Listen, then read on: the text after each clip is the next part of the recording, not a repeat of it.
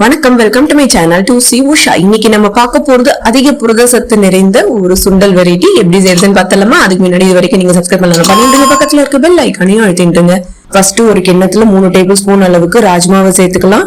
3 table spoon அளவுக்கு காபுலி சனாவை சேர்த்துப்போம். 3 table spoon அளவுக்கு பச்சை பயிரை சேர்த்துக்கலாம். 500 ml தண்ணியை விட்டு 8 மணி நேரம் ஊற வச்சிடலாம். 8 மணி நேரம் ஊறிட்டு இருக்கு. இது போதும். இதை 2 தடவை நல்லா வாஷ் பண்ணதுக்கு அப்புறம் குக்கர்ல சேர்த்துருவோம். இதுக்கு 300 ml தண்ணி விட்டுலாம். மஞ்சள் பொடி 1/4 ஸ்பூன், உப்பு 3/4 ஸ்பூன் அளவுக்கு சேர்த்துண்டு குக்கரை மூடி அடுப்புல ஏத்தி 5 விசில் மீடியம் ஃபிளேம்ல வேக வச்சு எடுத்துப்போம். 5 விசில் எடுத்து அடுப்பு ஆஃப் பண்ணிடலாம். இது ஆறட்டும். ஆறுனதுக்கு அப்புறம் ஓபன் பண்ணி பார்ப்போம். பெர்ஃபெக்டா வெந்திருக்கு. இந்த தண்ணியெல்லாம் வடிச்சுட்டு ரெடி பண்ணிடுவோம். இப்போ இதுக்கு ஒரு சாமான் ரெடி பண்ணிப்போம். 3 டேபிள் ஸ்பூன் அளவுக்கு துருவின தேங்காவை மிக்சி ஜார்ல சேர்த்துப்போம்.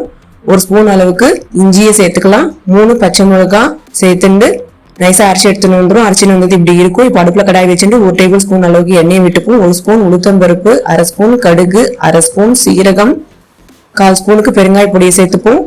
1 காஞ்ச மிளகாவை சேர்த்துக்கலாம். கொஞ்சோண்டு கருவேப்பிலையை சேர்த்துப்போம். வெங்காயம் 1 பொருசா நறுக்கிட்டு சேர்த்துட்டு கலந்து விட்டுருவோம். இதுக்கு 2 சிட்டிக்கு உப்பு சேர்த்துப்போம். இந்த வெங்காயத்துக்கு தான் நம்ம உப்பு சேர்க்கிறோம். வெங்காயம் நல்லா வதங்கட்டும். 1 நிமிஷத்துல வதங்கிட்டு இருக்கு. இது போதுமானது.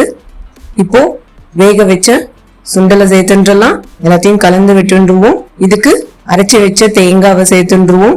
இதை ஒரு தடவை கலந்து விட்டுண்டு 1 நிமிஷம் லோ ஃபிளேம்ல அப்படியே வேகட்டும். இது 1 நிமிஷம் எடுத்து அடுப்பு ஆஃப் பண்ணிடலாம். கொத்தமல்லி தழைகளை தூவி விட்டுலாம். சூப்பர் டேஸ்டியான, ரொம்ப ஹெல்த்தியான இந்த சுண்டலை நீங்க செஞ்சு பாருங்க. உங்களுக்கு எப்படி வந்துட்டு கமெண்ட்ஸ்ல சொல்லுங்க. இந்த channel to C Usha like பண்ணுங்க, ஷேர் பண்ணுங்க, சப்ஸ்கிரைப் பண்ணுங்க. தேங்க்யூ.